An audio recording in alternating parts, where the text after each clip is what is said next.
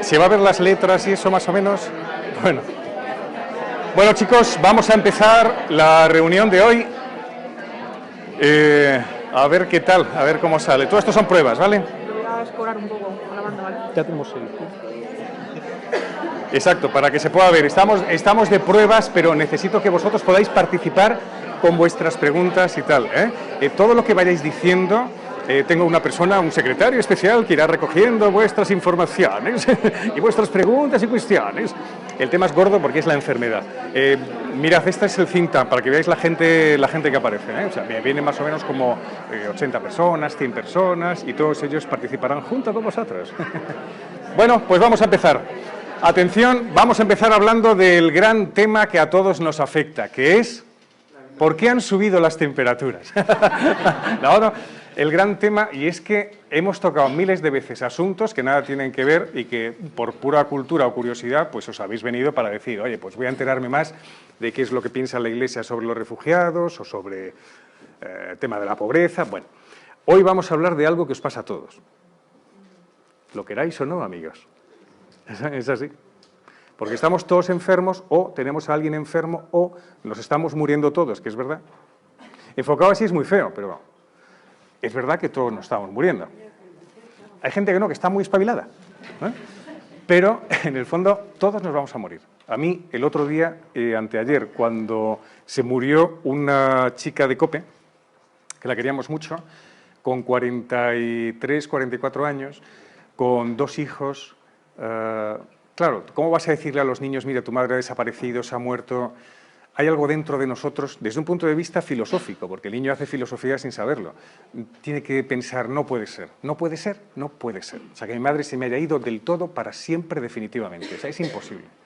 Pero lo único que ha hecho su madre ha sido adelantarse a los niños, porque los niños, como no es optativo morirse, es optativo. ¿Quién de vosotros escogería no morirse? ¿En serio? ¿Hay alguno de vosotros que escogería no morirse?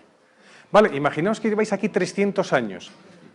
Si no os habéis muerto ya de aburrimiento, o sea, porque, claro, si os mantenéis siempre con una edad de 20, 25 años, es distinto, claro, pero si uno va envejeciendo poco a poco es fuerte. Pero de todas maneras, la enfermedad por lo menos es algo que uno vive y es un interrogante, brutal el interrogante. Tengo un cuadro aquí. Este cuadro es un cuadro muy conocido, porque todas las obras de esta mujer son muy conocidas, la conocéis muy bien, se llama Frida Kahlo, efectivamente. Aunque tengamos mucha luz, distinguimos arriba como una especie de elementos de cadáveres muertos que con su sangre y con sus tripas muertas van alimentando a esta mujer que está enferma a través de un embudo. Esa es la sensación que ella obtuvo a lo largo de toda su vida. ¿Sabéis por qué? ¿Sabéis todo lo que le ocurrió a Frida Kahlo? Es que tenía una enfermedad brutal, no una enfermedad, sino sencillamente casi una enfermedad crónica, que tenemos que hablar de la enfermedad crónica, no solamente de la enfermedad de los dolores agudos, sino del dolor crónico, porque le ocurrió esto. 17 de septiembre de 1925 sufre un grave accidente cuando el autobús en el que ella viajaba fue arrollado por un tranvía, quedando aplastado contra un muro y completamente destruido. Hasta ahora, todos a lo mejor habéis tenido como un pequeño contacto con algún coche, un golpe de chapa, vale, pero esto se choca ella en un autobús con un tranvía. Su columna vertebral queda fracturada en 3 partes, sufriendo además fracturas en 2 costillas, en la clavícula, 3 en el hueso púbico, su pierna derecha se fractura en 11 partes, su pie derecho se dislocó, su hombro izquierdo se descoyuntó y un pasamanos la atravesó desde la cadera izquierda hasta salir por la vagina. Al respecto, Kahlo comentaba que habría sido esta la forma brutal en la que había perdido su virginidad. Fijaos también qué manera tan triste, brutal y dura de hablar del tema. Claro, fijaos que cómo se puede... Claro, porque el dolor es brutal y el sufrimiento es atroz, pero esto es para toda la vida. No es lo mismo que te duele a ti algo porque te has dado un golpecito, que luego tiene el cuerpo su manera de reconstituirte. Al respecto decía eso, la medicina de su tiempo la atormentó con múltiples operaciones quirúrgicas, por lo menos 32. A lo largo de su vida, corsés de yeso de distintos tipos, como diversos mecanismos de estiramiento. Se pone entre comillas estiramiento porque estiramientos podéis imaginar cómo puede ser en el año 1925. ¡Tira para acá! ¡Tira para acá! ¡Ven para acá! ¡Tú no te preocupes! Como una especie de... El quiropractor... No, ¿qué es lo que hace el quiropractor? ¿Sabe quién ha ido a un quiropractor en su vida? Joder, qué sanos estáis. ¿Qué pasaba, no? ¿Habéis tenido alguna vez algún problema? ¿Tenéis mocos o...? ¿sabes? El quiropráctor es un dolor de cabeza, claro, una aspirina sencilla.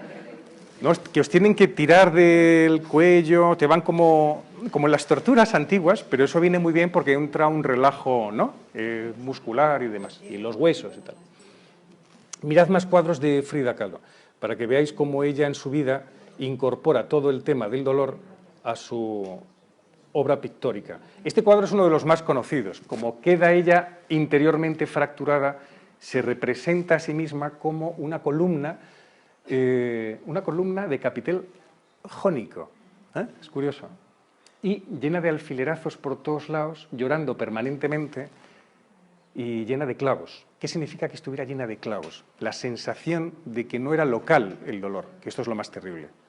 La sensación es que está por todo el cuerpo. Porque es verdad que cuando uno sufre de algo, sufre enteramente.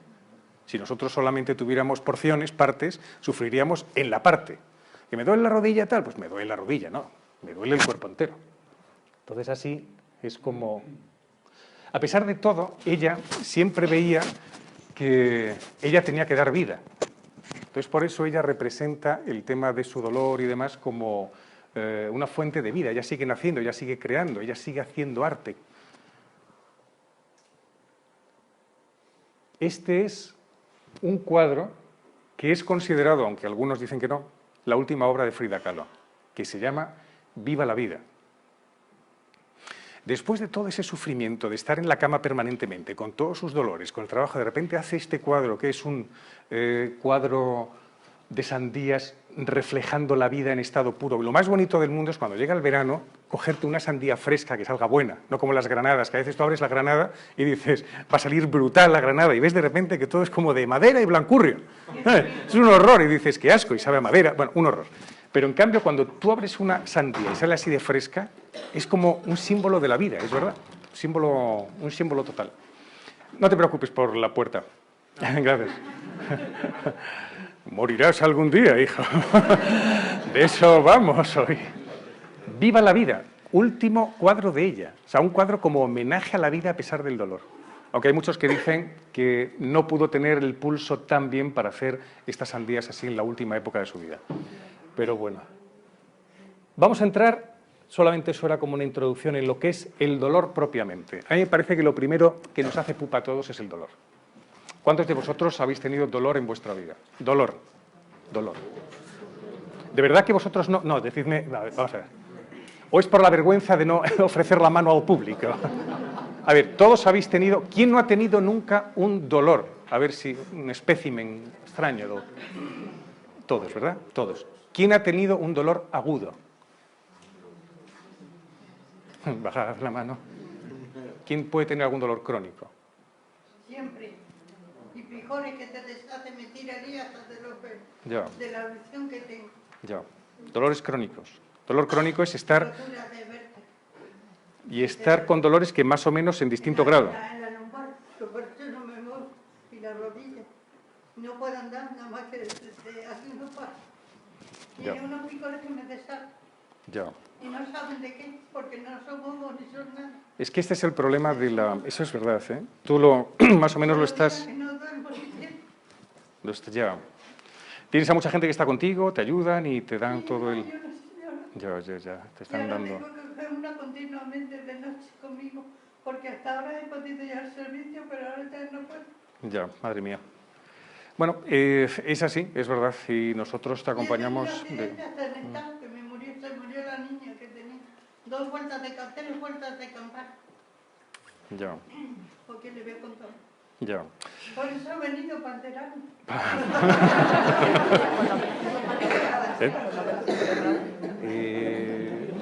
¿Cómo vamos? ¿Hay alguien que está hablando, comentando y tal? Bueno, tampoco, si queréis comentar cada uno vuestra historia personal, etcétera, bueno, pero es doloroso. Todos tenemos además nuestros problemas, problemas psicológicos, de aguantar, etcétera. Yo creo que me he ido por el camino de la literatura porque vais a encontrar cómo se habla del dolor en cosas que vais a reconoceros totalmente. Y vais a ver las diferencias entre el dolor animal, el dolor nuestro, y muchos descubrimientos que yo he hecho a través de pequeñas lecturas. Ahora está de moda esta mujer. Está de moda porque ha sacado un libro que se considera casi un referente actual del tema de los dolores crónicos. Vamos a ver. Las crónicas del dolor. Melanie Turnstrom. Acaba de salir en anagrama, se llama curas de curar, no de curar, de cura, de sacerdote. Mitos, misterios, plegarias, diarios, imágenes cerebrales, curación y la ciencia del sufrimiento. Las crónicas del dolor. La mujer es esta es Melanie, que tiene un dolor crónico brutal. Es verdad que no lo aparenta, no aparenta que tiene un dolor crónico, pero lo ha tenido y entonces en este libro ha intentado mostrar cuáles son las causas del dolor y qué se hace cuando uno está verdaderamente, cuando es un doliente en vida. Fijaos lo que es el dolor, para tener una idea genérica. Los receptores que registran estímulos son, de hecho, los que inician el dolor. Vale, metemos la mano en el horno. Si la metemos en el microondas, ¿qué pasa? Nada. No va a ser como con las palomitas. Anda. No. Tú metes la mano en el microondas y no pasa nada. La metes en el fuego. ¿Qué pasa?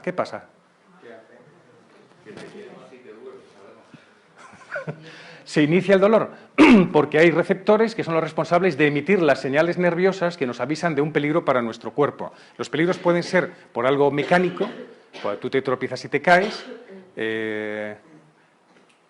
o tú, por ejemplo, es algo térmico, o te envenenas y tal, y de repente pues, todos los líquidos, Mayday, no vamos bien dentro, ¿entendéis? O sea, que de repente hay algo que te dice, bueno, pues los neurotransmisores.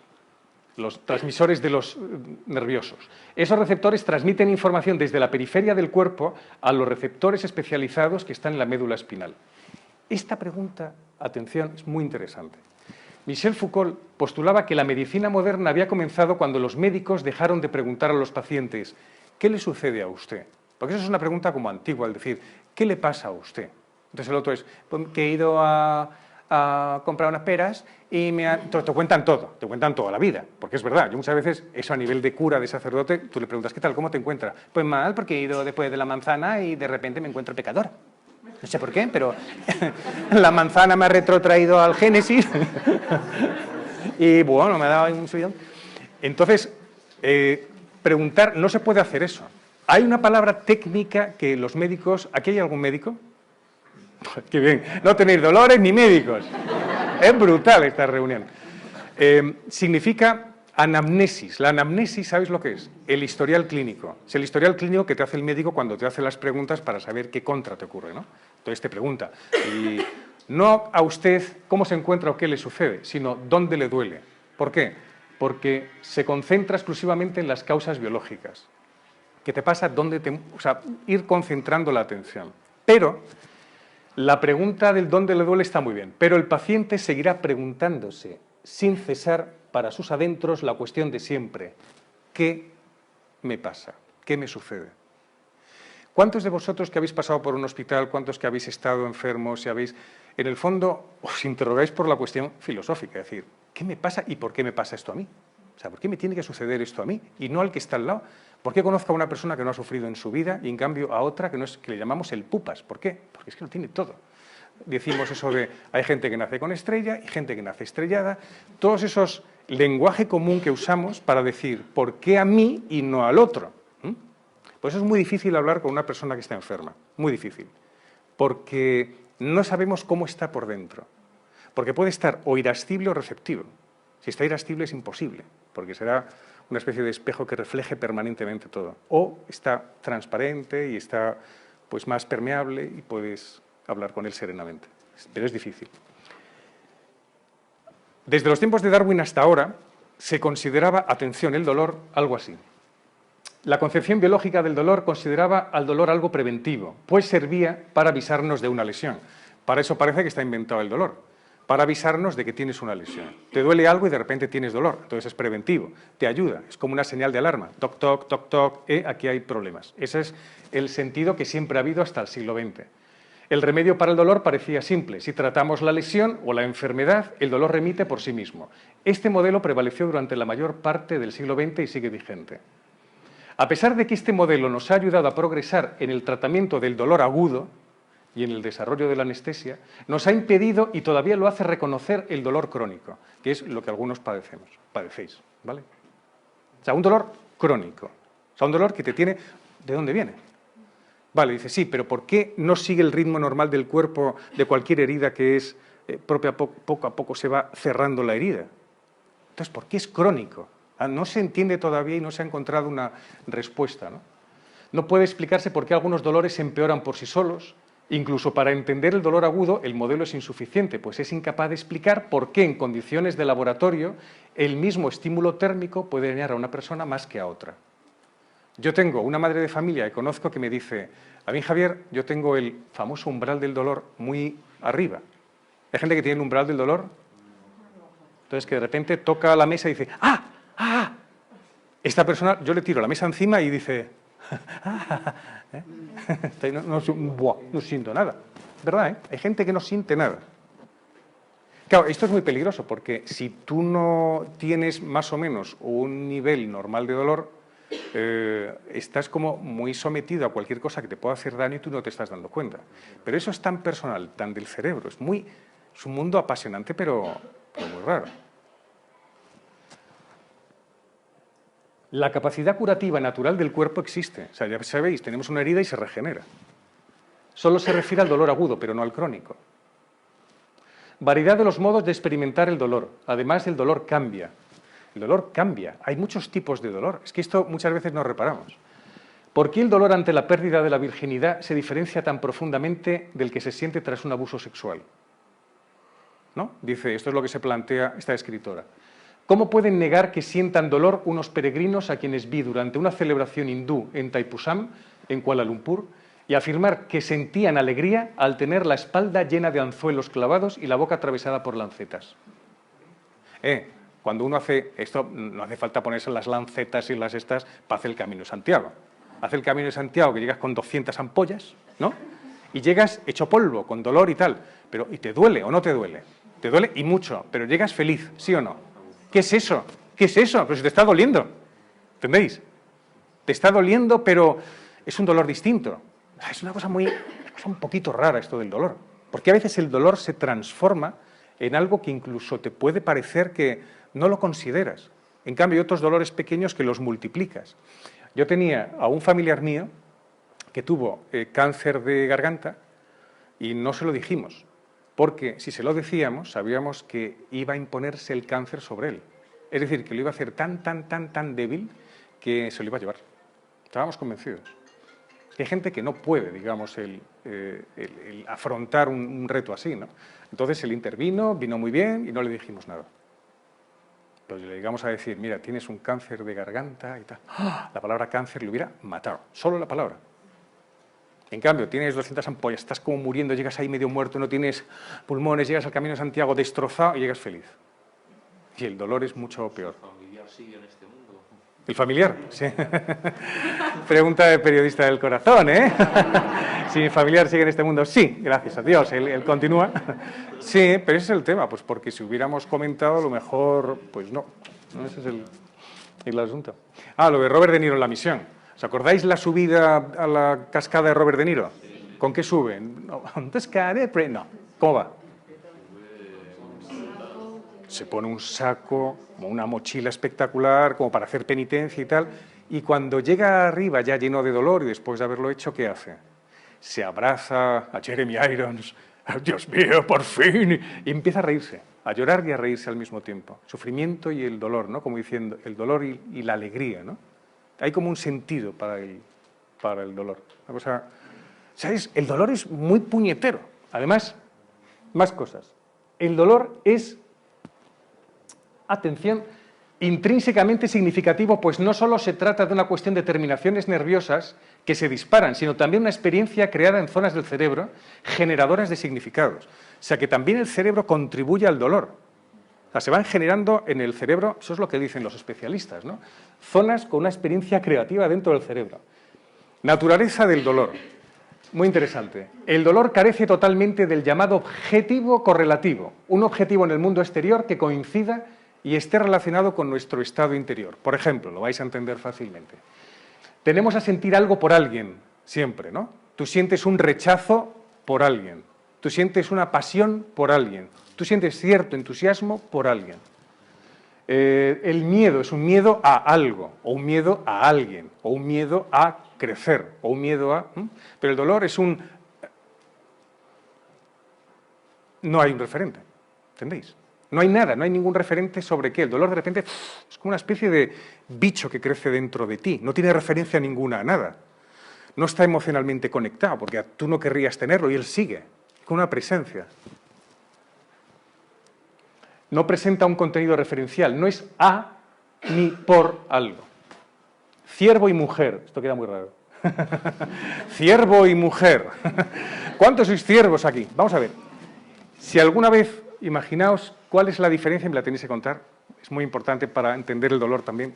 Si va un ciervo con su manada de ciervos, van por el bosque, de repente el ciervo hembra, ahí va como loca, y de repente se cae. ¿No? Se cae en un barranco, en un abismo, y de repente van todos los demás y se van. No van a decir, ¿qué te ha pasado, mujer? No. Y dice la otra, iros, dejadme sola. No, no. La cierva se cae. ¿Qué le pasa a la cierva? Que de repente siente que su pata está dolorida, ¿eh? Y se duele. Y le empiezan a ocurrir casi las mismas cosas que al ser humano, porque nota que tiene un dolor y le llegan las neuronas, etc. Bien. Va una mujer por el bosque sola por la noche. Y no es Caperucita. Vale. Va entonces andando, de morning tail, y de repente se cae en la poza. ¡Paf! Y de repente le pasa lo mismo que a la cierva. Es el ejemplo que pone la autora del libro. Y de repente se hace daño en la pierna. Decidme cuál es la diferencia. La mujer, la chica, tiene menos pelos que el ciervo. Aparte de esto, 2 piernas. Aparte, ¿qué siente la mujer? O el ser humano, quiero decir.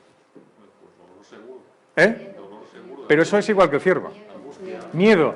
El miedo lo siente también el toro cuando lo van a matar, no en la plaza, sino cuando lo van a matar en el matadero, sé que es su sitio.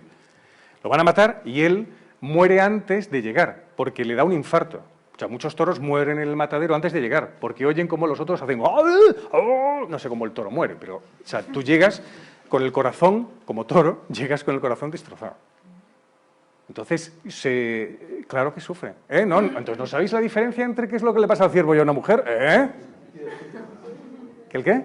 Pide auxilio, la mujer queda ya. Claro, bien, está bien, pide auxilio. La mujer pide auxilio. Es que ya pone el ejemplo de la mujer, es que lo digo porque podría ser un hombre, me da igual, ¿no? Pero la mujer pide auxilio. Está sola en el bosque, es Caperucita. ¿Qué hacemos con ella? ¿Qué más le ocurre? Reza. Efectivamente, reza. Eso una cierva no puede rezar a su ciervo padre. No puede. Claro, entonces reza. ¿Qué más cosas hace? Busca un palo. Para apoyarse, claro. Busca un palo para apoyarse, efectivamente. Mirad, más o menos. Aunque el comportamiento humano frente al dolor parece destinado a provocar la atención y el cuidado de los demás, es curioso, porque cuando muere un animal, todos los demás se van. Cuando muere un ser humano, cuando un hombre sufre, todos los demás hombres se acercan. De hecho, hasta por ley, si hay un accidente en el de tráfico y vemos un cadáver o alguien que está... Pero vaya, si hay un accidente, tienes que parar por obligación, ¿no? Claro, por obligación moral. No, y porque la ley también te lo exige. Claro. Por eso es verdad que está incluso penado, por ley. ¿Por qué? Claro, si es un accidente y te vas, eso es un delito. Exacto, es que porque sale de dentro del ser humano. O sea, es como decir, vamos a poner una ley de algo que sale de los sentimientos más profundos del hombre, que es ayudarnos. A la cierva los otros la dejan en paz, aunque sea su hijo. No os creáis tampoco los vídeos del mono que ve a su madre y... ¡La patata! ¿Sabes? No. O sea, no le molesta. No sienten esa necesidad de lo que sentimos los seres humanos. Tenemos un sistema nervioso, un cerebro dotado de una capacidad esencial para generar dolor y tornarlo en un mundo de emociones y asociaciones infelices. Esta mujer siente temor, siente una pérdida, siente angustia, siente ansiedad, siente arrepentimiento, de repente dice, Dios mío, pero no tiene que haber venido aquí, pero me arrepiento de haber venido al bosque sola, ya me lo dijo Antonio, que tenía. Y sufrimiento, la represión, y esto es una cosa que también se ha descubierto ahora, la represión de emociones negativas, como el estrés, el enfado, atención o la ansiedad, cuando uno se reprime, está en el origen del síndrome de tensión muscular. Al hacer menguar el flujo sanguíneo dirigido a los músculos, los nervios o los tendones, lo que resulta es una pequeña pérdida de oxígeno que se manifiesta con dolor y tensión muscular. Sabemos ya que estamos muy interrelacionados mente-cuerpo, que cuando uno es una persona no transparente, que de repente está como... no se ve que es tranquilo, pero en el fondo se está poniendo una coraza, esa persona termina con problemas interiores y lesiones gordas. Es el famoso síndrome de tensión muscular, no llega el oxígeno a la sangre y termina con cierta atrofia, maneras de andar un poco extrañas, ¿sabes? O sea que eso hay que tener mucho cuidado. Más cosas. Por ejemplo, con esto terminamos la parte del libro de esta mujer. Repasé detenidamente mi vida en búsqueda de emociones negativas reprimidas. Cuidado con las emociones negativas reprimidas, ¿eh? O sea, hay que ser muy libre para soltar las cosas, y no solamente delante del médico, sino delante de la gente que te quiere. No hay que tener represión por las cosas. Sí, delante de cualquiera. No, claro, por ejemplo, hemos tenido el caso de una mujer que nos ha contado su problema y nos lo ha verbalizado de una forma clara, que lo podéis hacer cualquiera, ¿no? Pero también tienes que ver en qué ámbito puedes contarlo, qué se te quiera, qué se te pueda aliviar, ayudar de verdad, etcétera, ¿no? Como el abuso o la falta de amor. ¿Cuántos de vosotros habéis tenido a lo mejor un abuso o habéis sentido una falta de amor? Rasgos de la personalidad como una fuerte necesidad de agradar a todo el mundo, las ganas de agradar siempre. ¿Yo por qué no agrado a los demás? ¿Por qué no se me considera? ¿Por qué? Presiones a las que me veo sometida en mi vida cotidiana, siempre presiones, ¿no? Soy la que cuando interviene la última no me hace ni caso, ¿no? Eso decía ella, ¿no? Siempre he sentido cierta sensación de invalidez interna. Fijaos qué frase tan bien escrita, ¿eh? Siempre he sentido cierta sensación de invalidez interna de no tener una personalidad precisamente fuerte. A veces nos podemos sentir así, con invalidez interna. Pero la persona que te quiere dice, si a mí lo que me gusta es tu invalidez interna, o sea, tu debilidad, tus cosas. Casarse no es que dos personas sean perfectas, es aceptar la debilidad del otro. Eso es lo bonito, y que el otro acepte la mía. Vamos con Dolores. ¿Habéis tenido con Dolores? Sí. Quería hacer una puntualización que, bueno, yo creo que va un poco acorde con lo que acabas de decir, ¿no? Del dolor, cuando decía que el dolor no está referido a algo, no a alguien. Tiene un caso que creo que a lo mejor no estáis de acuerdo, pero por ejemplo son los dolores de parto. Los dolores de parto, cuando tienes los dolores de parto, tú lo asocias a que va a nacer tu hijo. Entonces, en este caso, el dolor sí que está referido a algo, y lógicamente a un acontecimiento feliz. Entonces tú comprendes por qué te está sucediendo ese dolor y eso te ayuda a llevarlo adelante y a soportarlo, se puede decir. Es que es un caso, yo creo que es un caso diferente a todos los demás. Puede ser. De hecho se dice que los dolores de parto, y es cierto, es que se olvidan. Yo no me acuerdo cómo eran los dolores de parto. A ver, madres de... ¿Quién ha sido madre aquí? Más del 80%. ¿Quién se acuerda de los dolores de parto? ¿Por qué solamente sois los de este sector? Es que es muy fuerte. ¿Por qué? ¿Qué os ha pasado a vosotras que no habéis, hijas mías, que habéis ido a pasar en vuestra vida? Si os acordáis, ¿por qué? ¿Por qué os acordáis del dolor de parto? Un momentito. Perdón, yo he sentido otra cosa, pero que iba derecha a dar a luz y al llegar al sanatorio, en el taxi rompía por donde vivo, por Moncola, porque iba a Santa Elena, a Moncola, y al llegar allí me tuvieron que sacar del taxi y el taxista dice, ¿cómo me ha puesto el taxi? Dios, mi marido, mire, lo lleva a la Vallarredá, que lo que sea se lo pagamos, lo peor mismo. Y al llegar allí, llegó, no quiere llegar, doctor mío, y llegó una enfermera y me empezó a reconocer, y luego ya llegó otra ginecóloga y me empezó a ver y le dijo, me dijo, si no se me olvidara, me gusta más. Dice, no la toques siquiera, la niña está muerta, el niño está muerto. Eso lo he sentido yo y sabiendo los dolores, que parecía que me la sacaban por la boca, porque no me dieron, y no me quería dar hasta anestesia, hasta que yo dije al médico, ¿cómo no la vamos a dar, rajarla y darle anestesia? Claro. Por eso lo digo, para que vean, no me gusta decir mis cosas. No. Ahora vengo hasta vendar los pechos y mis infartos, de mala que estoy de los dolores, de los picores. Lo que pasa es que yo creo que una persona que sufre y que tiene un dolor crónico... No me gusta publicarlo, pero quiero para que lo vean. Ya. Y a veces Hombre. cuando le digo a Dios, le digo que no me hace caso, me acaba. Tenemos que dar sentido a eso, ¿eh? Es verdad, porque decimos, oye, si Dios existe, ¿por qué está permitiendo que algunos de vosotros tengáis un dolor crónico? Después que la tenía muerta y la otra le dijo, me dieron hasta las aguas de socorro. Llegó la mujer, le dice, cállate. Y me dijo, ¿qué nombre le quería poner como a mi hija? Porque luego tuve mi potencia y le dieron hasta las aguas de socorro y estaba muerta ya. Pues, lo digo para que lo vea la gente. Ya lo sé, es que es verdad. Nada más que a los íntimos. Caramba.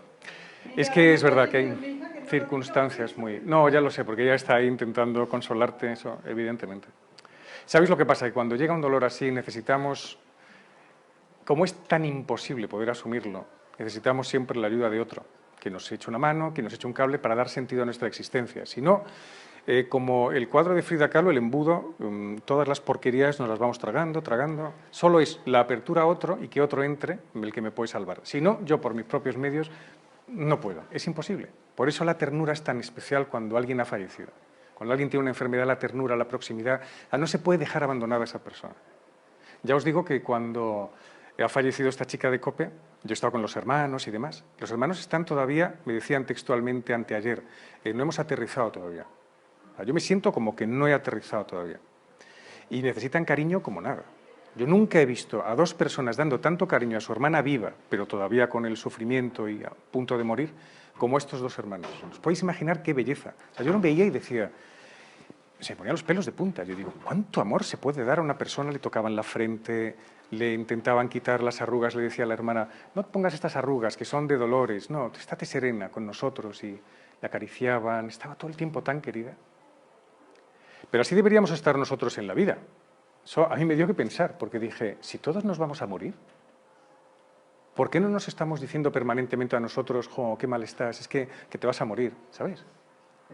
A nosotros tendríamos que estar como diciendo, si es que no voy a poder evitar de ninguna manera la muerte, ¿por qué no nos estamos dando el pésame permanentemente? ¿Por qué hay algo en nuestras tripas de intuición de continuidad? Es lo que sentimos todos, hay una intuición, por eso uno se arregla. Claro, a pesar de que uno esté hecho polvo, que esté fastidiado, que tenga silla de ruedas, a pesar de que tengas un pulmón, en el fondo dice, sigo adelante, hay algo que me impele. Dios ha puesto una necesidad de continuidad en el corazón humano.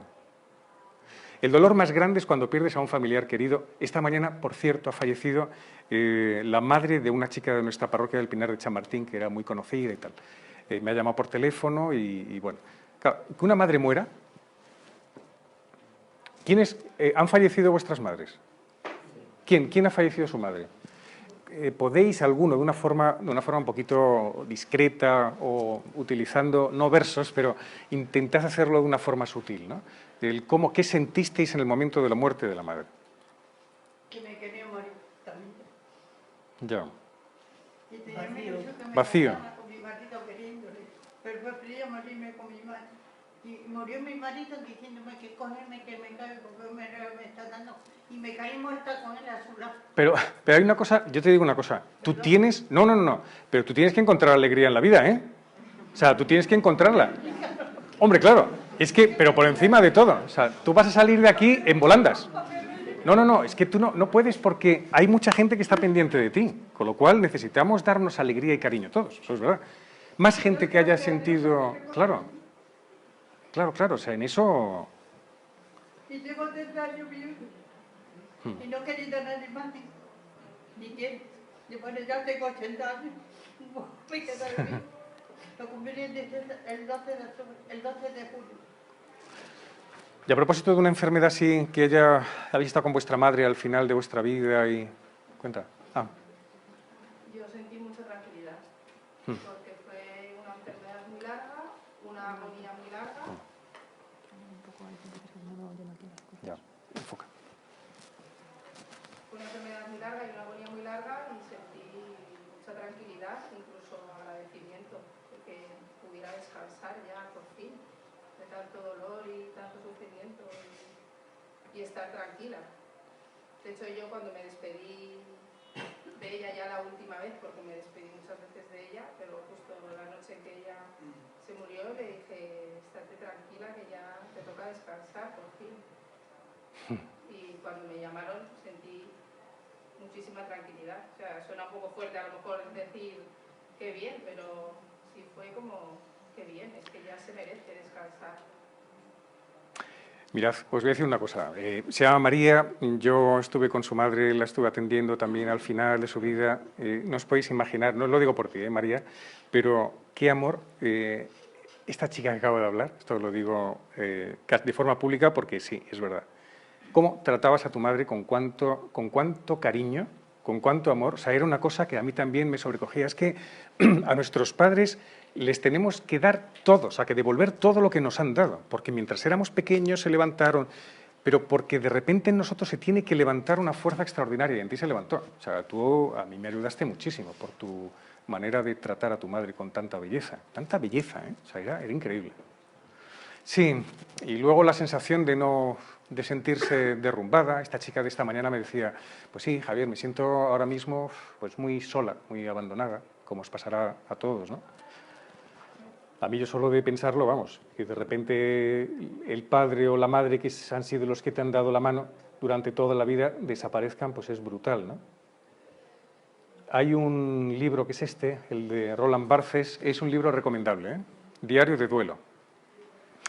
Diario de duelo es la historia de Roland Barthes, que es un autor postestructuralista. Esto que os acabo de decir, no lo habéis pillado, no pongáis cara de postestructuralista. ¡Uy! ¡Ah, fuerte, eh! Pero no era sino post. No, postestructuralista era, pues esto son cosas lingüísticas y demás. Roland Barthes publica este texto, pero todos los días después de la muerte de su madre, empezó a escribir un diario, este diario. Todos los días iba escribiendo algo, todos los días, para intentar aliviar la pena con la escritura. Entonces, el libro, Roland Barthes, es este. ¿Qué es lo que era? ¡Qué control, eh! Aquí tenéis al postestructuralista, ¿sí? Mirad qué cosas decía, porque muchas veces esto viene muy bien ver este tipo de frases tan bien dichas, ¿no? Lo primero que le escribe, en cuanto alguien está muerto, construcción enloquecida del porvenir, cambio de muebles de casa, futuromanía. Tendrán ganas de cambiar las cosas, de ponerlo todo de nuevas. Todo el mundo conjetura el grado de intensidad de un duelo. ¿Cuál es el grado de intensidad de un duelo? Pero es imposible medir hasta qué punto alguien ha sido alcanzado. O sea, es verdad que es difícil porque somos un misterio. Entonces, ¿hasta qué punto uno es alcanzado? Severo Ochoa le dijo estaba hablando con Garci, me lo contó el otro día Luis Antonio de Villena. ¿Antonio de Villena no? ¿Cómo se llama? El premio que le han dado este año. Luis Alberto de Cuenca. Luis Alberto de Cuenca es muy amigo de Garci y se encontró con Severo Ochoa. Severo Ochoa le dijo a Garci, mira, José Luis, en el fondo no somos más, los seres humanos, más que física y química. Que es así. Y le dijo a Garci, un momento, y un misterio tremendo. ¿Es verdad? Que somos un misterio. O sea, no somos física química que se trabaje con fármacos. No. Es imposible medir hasta qué punto alguien ha sido alcanzado por el dolor. No se puede medir el sufrimiento por la muerte de alguien conocido. Eso es verdad. Más cosas que dice. Una parte de mí vela en la desesperación y simultáneamente otra se agita arreglando mis asuntos más fútiles de todos los días. Esto os habrá pasado también. Es decir, una parte está desesperada en mí y por otra parte estoy haciendo lo cotidiano, abriendo las botellas de cerveza, metiendo los yogures en el congelador, haciendo no sé qué. Y entonces él se escandaliza. A veces, muy brevemente, hay un momento blanco, como de insensibilidad, y eso me espanta.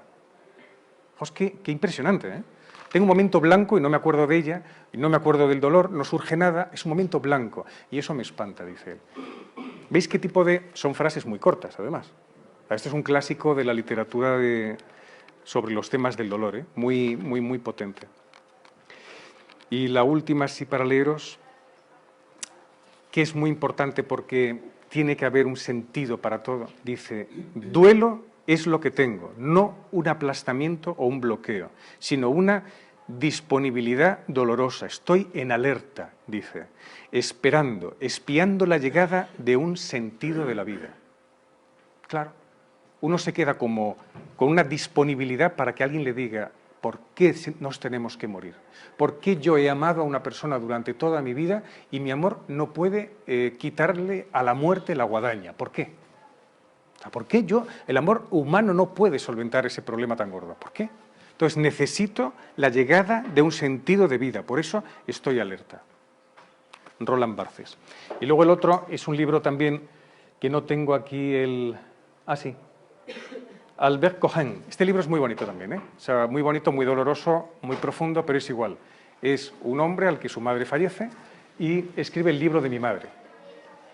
El libro de mi madre es un homenaje a la madre, bueno, es espectacular, casi hay que leerlo de rodillas, ¿os podéis? Yo eso a veces a mi madre se lo he dicho, ¿no? Y amigos míos les he recomendado el libro para que se lo lean en voz alta a su madre, y la madre, ¡ay! Ya te dije yo que eras el más guapo, ¿sabes? Porque es muy bonito. Este es Albert Cohen, que escribió libros muy interesantes, era suizo.